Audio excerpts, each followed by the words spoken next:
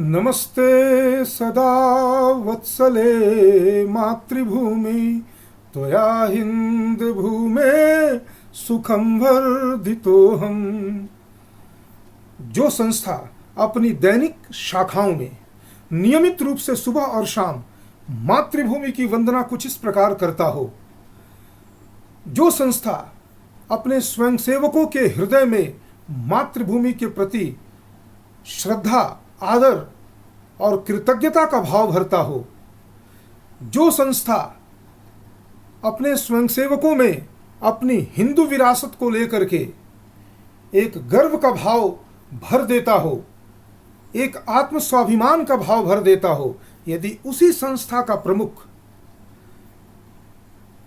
इन भावों के विपरीत जाकर के, इनसे इधर जाकर के कुछ बयान देता हो जो कहीं ना कहीं कांग्रेसी नेताओं और उनके व्यवहार के को बढ़ाने वाले या उनसे भी कई मील दूर जाकर के भारतीय सभ्यता और संस्कृति के विपरीत के भाव की प्रतिध्वनि करता हो, तो वैसे में मित्रों, मैं शिवचरण सिंह आपका स्वागत करता हूं समसामयिक विषयों की चर्चा के इस सत्र में, जहां हम संघ प्रमुख यानी राष्ट्रीय स्वयंसेवक संघ के सरसंघ चालक मोहन भागवत के द्वारा दिए गए उनके 4 जुलाई 2021 के बयान की चर्चा करेंगे और समझेंगे कि आरएसएस यानी संघ किधर जा रहा है, विदर आरएसएस। तो मित्रों, आपको बता दूं कि राष्ट्रीय मुस्लिम मंच के एक कार्यक्रम में, जहां हिंदुस्तानी प्रथम और हिंदुस्तान प्रथम करके किसी एक सेमिनार का आयोजन कल 4 जुलाई 2021 को गाजियाबाद में किया गया था, वहां पर मोहन भागवत जी कई बातें बोल गए। कुछ बातों का तो कुछ मतलब भी था, कुछ बातों का तो कोई मतलब नहीं था, कोई संदर्भ नहीं था, किसी भी तरह की कोई प्रासंगिकता नहीं थी। अब उन्होंने सबसे, जिसे पूरे देश ने हेडलाइन बनाया, हिंदुत्व के खिलाफ है मॉब लिंचिंग। क्या मतलब है इसका? वो क्या कहना चाह रहे हैं? गाजियाबाद में ही बीते वर्षों में एक आध ऐसी घटनाएं घटी हैं जहां गौकशी के कुछ अपराधियों को जागरूक हिंदुओं ने सजा दी। सजा क्यों न दे भाई?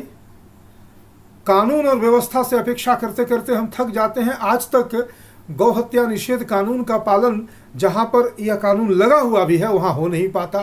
तो आप उसे मॉब लिंचिंग कह देते हो, यानी भीड़ का पीट पीट करके किसी को मार देना। वो कोई ऐसा नहीं था कि कोई अनजान आदमी जा रहा था और लोग चोर चोर कह के उसे पीटने लगे। चोर चोर कह के पीटने वाले को ही मॉब लिंचिंग कहते हैं।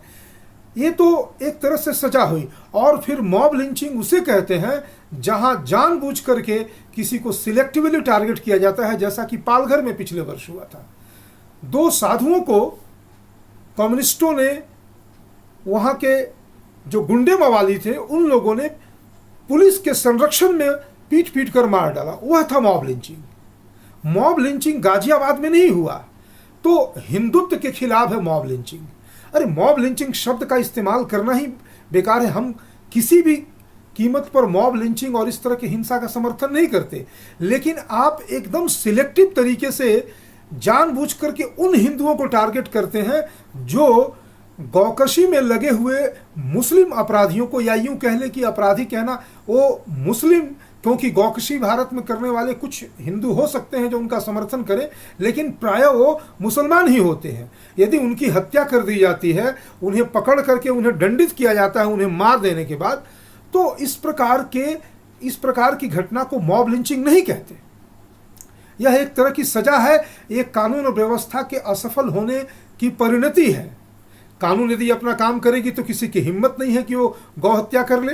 आप किसी भी शहर में रहते हो और यदि वहां पर किसी एक इलाके में मुस्लिम्स की घनी आबादी हो, तो वहां पर गौ हत्या एक नियमित व्यवहार है। आप जाकर के देख लीजिए।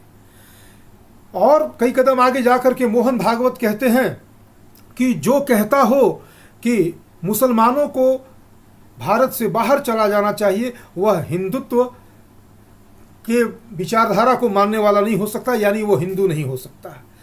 कभी कभी अपने मानसिक दिवालियापन का इस तरह से भोंडा प्रदर्शन करना और इस बात की परवाह एकदम ना करना कि समाज में लोग आपके बारे में क्या कहेंगे, आप केवल पूरे समाज को अपने स्वयंसेवकों का जत्था समझ करके संबोधित अगर कर रहे हैं तो इस भ्रम में ना रहें, क्योंकि आज का हिंदू समाज जागरूक है।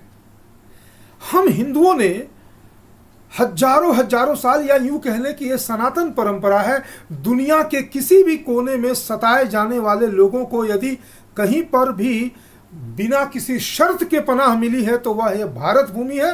और भारत भूमि जब हम कहते हैं तो वह हिंदुओं की भूमि है। वहाँ कोई अगर ये कहता हो कि मुसलमान बाहर चले जाओ, ऐसा सोचने वाले हिंदू नहीं हो सकते।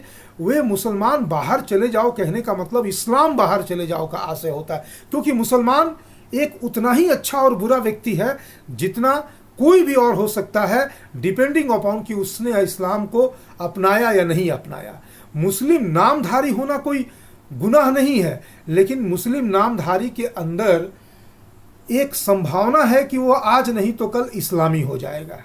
जैसे अगर आप एक रोगी हैं, दुर्बल हैं, आपकी इम्यूनिटी अगर दुर्बल है, तो अगर ये संक्रामक रोग फैलेंगे तो सबसे अधिक संभावना उन लोगों के उसके गिरफ्त में आने की होगी जिनकी इम्यूनिटी कमजोर है। मुस्लिम नामधारी होना एक तरह से मेडिकल पार्लेंस से अगर हम समझे तो अगर आपकी इम्यूनिटी दुर्बल है तो संभव है कि आप कल को इस्लाम की चपेट में आ जाएं। प्रश्न यहाँ मुसलमानों का है नहीं मोहन भागवत जी, आप समाज को भ्रमित करने का प्रयास ना करें। आप क्या समझ रखे हैं, क्यों अनावश्यक, अभी तो कोई मॉब लिंचिंग हुआ भी नहीं, और आप फिर नरेंद्र मोदी प्रधानमंत्री जी की उन बातों की प्रतिध्वनि कर रहे हैं जहां उन्होंने कहा था कि ये जो गौ हत्या के विरोध में लगे हुए लोग हैं वो गुंडे और मवाली हैं। ये किस तरह की भाषा का प्रयोग हो रहा है। हजारों लाखों की संख्या में गौ माताओं का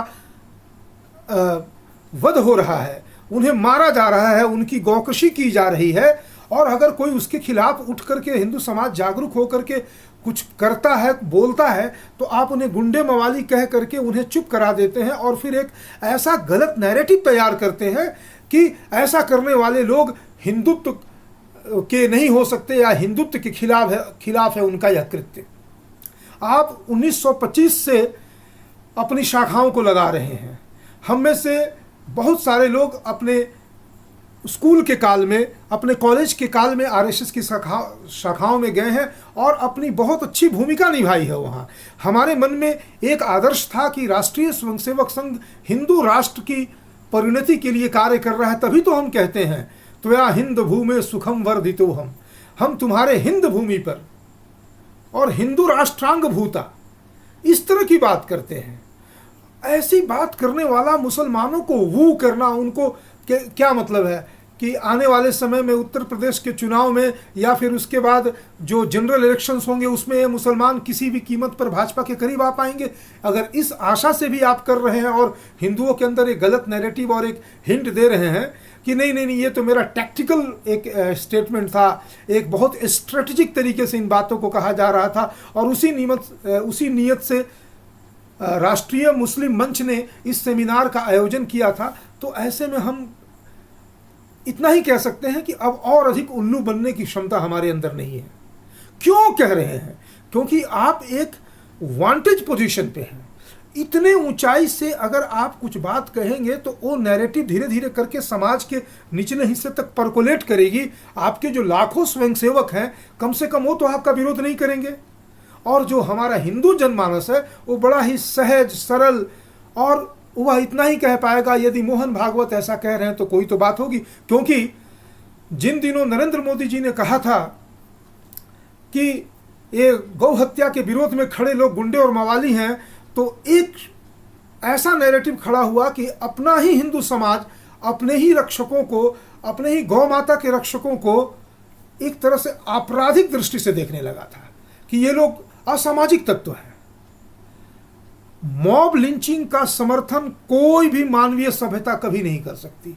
मैं तो यहां तक कहता हूं कि यदि कोई गौकसी करने के लिए गौवंश को ले जा रहा हो तो उसे भी पकड़ करके कानून के हवाले करना चाहिए और उसका अपराध सिद्ध होने के बाद उसे चौराहे पे खड़ा करके गोली मार देनी चाहिए। कानून अपना काम करेगा। जब कानून अपना काम करेगा तो हमको कुछ करने की जरूरत नहीं रह जाएगी। हम सिर्फ कानून को इतला कर देंगे कि देखो ऐसी घटनाएं घट रही हैं, तुम संभालो इनको। लेकिन यहां प्रश्न यह है कि आप गलत सलत नैरेटिव से हिंदू मानस को कापुरुषता के खड्ड में क्यों ढकेल रहे हैं? आप फिर आगे जाकर के कहते हैं हिंदू मुस्लिम एकता बड़ा ही भ्रामक है। आप कहना क्या चाहते हैं? आप आगे उसको जस्टिफाई करते हैं क्योंकि हिंदू मुस्लिम एकता का प्रश्न ही नहीं है, क्योंकि ये हिंदू मुस्लिम कोई अलग तो है नहीं। जब अलग नहीं है तो फिर एकता का प्रश्न क्या है? तो अलग नहीं है तो फिर पाकिस्तान कैसे बन गया? अलग नहीं है तो बांग्लादेश कैसे बन गया? अलग नहीं है तो फिर जितनी भी मुस्लिम रियासतें थी, हैदराबाद से, जिंद से और फिर पंजाब के इर्द गिर्द बहुत सारे और भी इलाके थे, उन लोगों ने क्यों कहा? कश्मीर ने कि मुसलमान आज भी क्यों अपने आप को भारत से अलग समझते हैं? ये सारी विषमताएं क्यों हैं जब हम एक ही हैं? ठीक है, हम भी कह सकते हैं आपकी तरह कि हिंदू मुस्लिम एकता एक भ्रामक शब्द है। हम एक ही हैं, हमको एकता की क्या जरूरत है? एकता की जरूरत तो तब होती है जब हम अलग हों। लेकिन हम अलग नहीं हैं तो पाकिस्तान बना देते हैं, जब हम अलग नहीं हैं तो बांग्लादेश बना देते हैं, जब हम अलग नहीं हैं तो हैदराबाद को एक अलग निजाम के रूप में देखते हैं, जब हम अलग नहीं हैं तो जितनी भी मुस्लिम रियासतें होती हैं वो अपने आप को एक सेपरेट एंटिटी के रूप में देखती हैं, जब हम अलग नहीं हैं तो सारे मुस्लिम एक स्वर में हुआ हुआ करके गजवाए हिंद का नारा अपने मस्जिदों से लगाते हैं और रोज सुबह उठ करके अजान के माध्यम से हिंदुओं को कत्लेआम करने की 5-5 बार मुनादी करवाते हैं। ऐसे में ये भ्रामक बयान देने की जरूरत क्या है? यदि उस विषय पर नहीं बोलना है तो मौन रह जाइए, और यदि बोलना है तो ईमानदारी से बोलिए, इस्लाम के विषय में बोलिए, कुरान के विषय में बोलिए। अगर आप ऐसा सोचते हैं कि इतने वांटेज पोजीशन पर रह करके यदि इस्लाम और कुरान के विरुद्ध में कोई बातें बोली जाएंगी तो कहीं ना कहीं अचानक से आपका विरोध शुरू हो जाएगा। अगर आप इस विरोध से डरते हैं तो मत बोलिए, मौन रह जाइए। लेकिन अगर मुंह खोलते हैं तो ऐसी कोई बात मत कीजिए जिससे हिंदू समाज में भ्रम की स्थिति उत्पन्न हो, एक गलत नैरेटिव के चलते, और ये जो निरीह मूक प्राणी हैं, गौ माताएं हैं, उनकी हत्या होती रहे और हमारा समाज देखता रहे। देख रहा है ना। आज किसी भी एक शहर का नाम ले लीजिए। चलिए, मैं रांची का रहने वाला हूँ, रांची की बात मैं कर लेता हूँ। आज चले जाइए हिंद पीढ़ी में, कांटा टोली में, दोरंडा में, या फिर बरियातू के उस बस्ती में जहाँ मुस्लिमों की आबादी घनी है। मैं कह रहा हूँ कि अगर दिल्ली की बात हम ना भी करें तो एकदम खुलेआम वहाँ जब वे चाहें तब वो गौकशी करते हैं, और इसका विरोध करने वाला हमारा हिंदू समाज मौन हो जाता है, क्योंकि मोहन भागवत और नरेंद्र मोदी किस्म के लोग उन्हें हत्यारा, असामाजिक तत्व, गुंडा और मवाली कह करके शांत कर देते हैं और उन्हें एक गलत नैरेटिव से जोड़ देते हैं कि हिंदुत्व के खिलाफ है मॉब लिंचिंग। अरे भाई, मॉब लिंचिंग तो तब न होगा जब किसी निरपराध व्यक्ति को पकड़ करके भीड़ चोर चोर कह के मार दे। यहां तो हम विरोध ही नहीं कर पा रहे हैं, वे खुलेआम ऐसे तमाम गलत कारनामे करते चले जा रहे हैं, उनकी करतूतें रोज बढ़ती चली जा रही हैं, और आप जैसे लोग इस तरह के गलत नैरेटिव को समाज में ठेल ठेल करके उनका प्रोत्साहन कर देते हैं और हिंदू समाज हतोत्साहित हो जाता है। तो फिर हम आपकी शाखाओं में जाने वाले जो स्वयंसेवक हैं उनसे अगर हम बात करेंगे कि तुम तो कहते हो कि नमस्ते सदा वत्सले मातृभूमि त्वया हिंद भूमि सुखम वर्धितो, तो हम इस हिंद भूमि पर सुखपूर्वक कैसे अपनी वृद्धि कर सकते हैं, जहां हमारी गौ माता आंसू बहा रही है, जहां भारत माता रो रही है, क्योंकि भारत माता की संतान सिर्फ हम मनुष्य ही नहीं है, ये मूक जानवर भी हैं, और उसमें विशेष करके हमारी मान बिंदु गौ माता है। जब हमारी मान बिंदु गौ माता रो रही हो और भारत माता आंसू बहा रही हो उस कराह को सुन करके, तो ऐसे में हम सुखपूर्वक वृद्धि कैसे कर सकते हैं? तो फिर अपनी शाखाओं में हम इस तरह के संकल्प को क्यों दोहराने लगते हैं? यद्यपि ये बहुत बड़ा गौरवशाली एक परंपरा है, और हमारे मन में और हमारे जब इस तरह की प्रार्थनाएं आरएसएस की शाखाओं में होती हैं तो सुनने वाले को अचानक से आभास होता है कि हम हिंदू राष्ट्र के किसी एक गौरवशाली जगह पर खड़े हैं। लेकिन जब इसके विपरीत आप पॉलिटिकल स्टेटमेंट्स देना शुरू कर देते हैं, और आप पॉलिटिकली करेक्ट इसलिए होते हैं कि मुस्लिम्स के आप करीब चले जाएं या मुस्लिम्स आपके करीब चले आए, हो सकता है 10-15 कुछ। मैं मुस्लिम्स को आज भी, मैं एक बात इस पूरे पक्के दावे के साथ कह रहा हूं कि मुस्लिम या हिंदू होना कोई बुरी बात नहीं हो सकती है। सवाल यह है कि कोई हिंदू भी अगर इस्लाम के विचारधारा को अपना ले, वामपंथी यानी इस्लाम, वामपंथ, ईसाइयत, इन विचारधाराओं को अपना ले, तो वह तत्क्षण इस्लामी हो जाता है, क्रिश्चियन हो जाता है, वामपंथी हो जाता है। इसलिए नाम कोई जॉन होने से बदमाश नहीं हो जाता, लेकिन अगर जॉन होने के साथ साथ अगर बिब्लिकल इंक्विजिशन का समर्थक हो जाता है तो उसी क्षण वह क्रिश्चियन हो जाता है। कोई जुनैद होने से अपराधी नहीं हो जाता, लेकिन जैसे ही वो जॉन और जुनेद इस्लाम और क्रिश्चियनिटी को मानता है, वैसे ही वो एक खतरनाक नैरेटिव को समाज के अंदर विष के रूप में घोलने लगता है, जिससे मानवता तार तार हो जाती है। ऐसे में अगर मोहन भागवत जी आप भी वही सब करेंगे, आपसे हमारी अपेक्षाएं बहुत बड़ी हैं, और एक अपेक्षा तो कम से कम है कि आप मौन रहें, इन विषयों पे मौन रहें जिन विषयों पे आपकी जानकारी नहीं है। या तो आपकी जानकारी नहीं है या फिर आप अनभिज्ञ बने हुए हैं। और कम से कम आप हिंदू समाज को अगर भ्रमित नहीं करेंगे तो नियमित रूप से संघ की शाखाओं में जाने वाले स्वयं सेवकों को तो आप भ्रमित कर ही देंगे, उन विचारों का गला तो आप घोंट ही देंगे।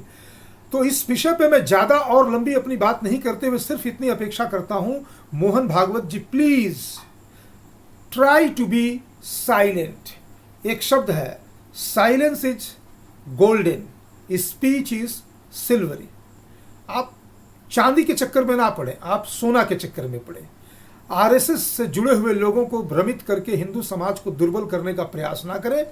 आप जहां हैं वहां आपका सम्मान है, लेकिन जिन विषयों में आपकी जानकारी नहीं है, जिन विषयों को आप नहीं समझते हैं, मैं पूरे दावे के साथ कह सकता हूं कि आप मुस्लिम विचारधारा, इस्लाम और क्रिश्चियनिटी को नहीं समझ रहे हैं, और अगर समझ के भी ऐसे बयान दे रहे हैं तो फिर ये हमारा दुर्भाग्य है।